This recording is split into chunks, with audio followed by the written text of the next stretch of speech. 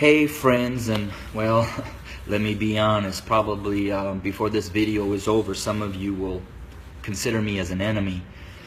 But I wanted to share a couple minutes about my thoughts, not only on the tragedies that we have been experiencing over these past months, and especially these last couple of days with the shootings of our black men, but what I'm coming to learn over my 23-year journey of being a white man, living and ministering amongst my black family here in several inner cities of Chicago.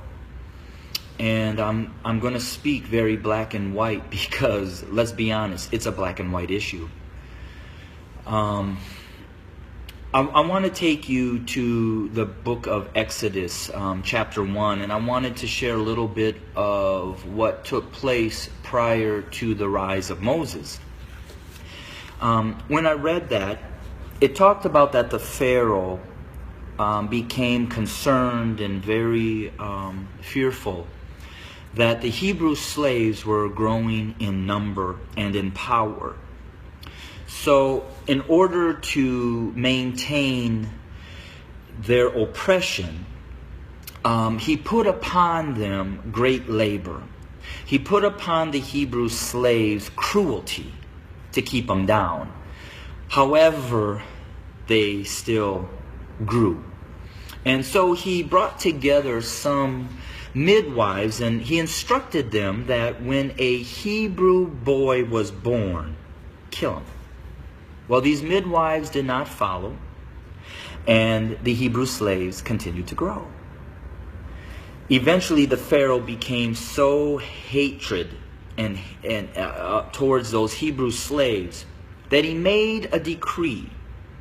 He put out an order that male baby boy Hebrew slaves were to be killed by casting them into the Nile River. Let's look at America.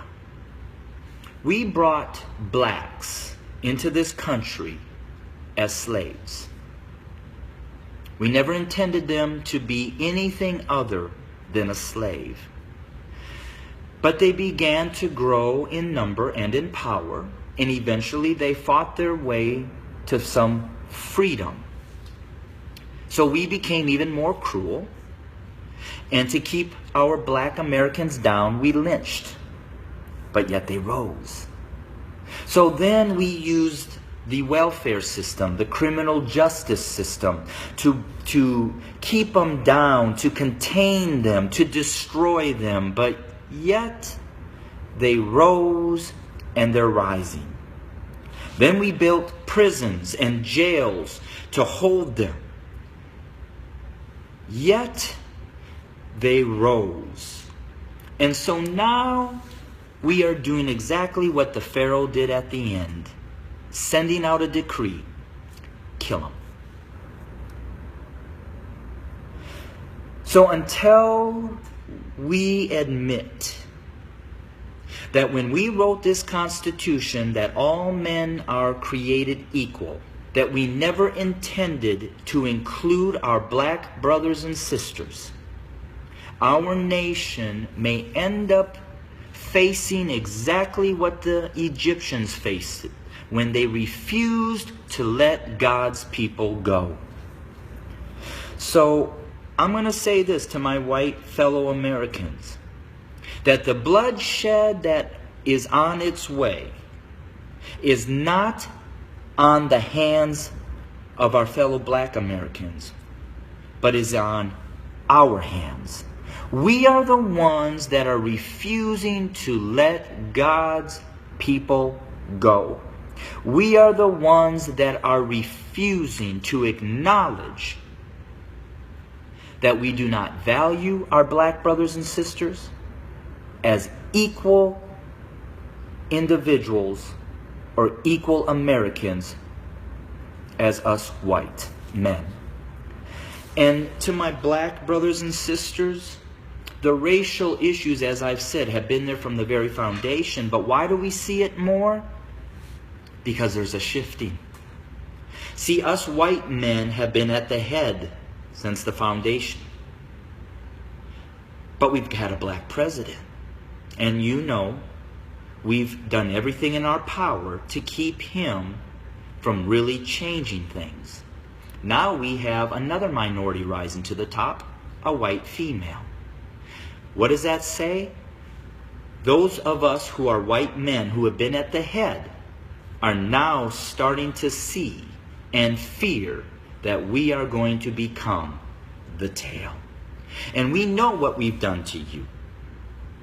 And so now we're fearful that you're going to do to us what we have done to you. But I will say this. I've lived in a black community for 23 years. I've never been treated the way that this country has treated my black Americans. So I call out my white Americans to say we better heed, repent, acknowledge, and change.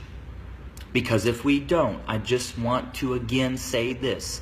The bloodshed that we will experience is on our hands, not the hands of our fellow black Americans. I welcome your comments. I welcome your feedback.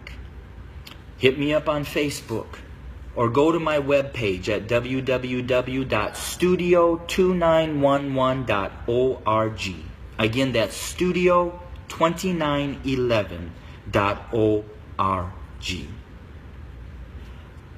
I don't necessarily know the answer, except for us white Americans need to repent, acknowledge the lies that we have taught, acknowledge our value system of equality. It is not here, and it does not include our black brothers and sisters. And we need to change, and we need to change now.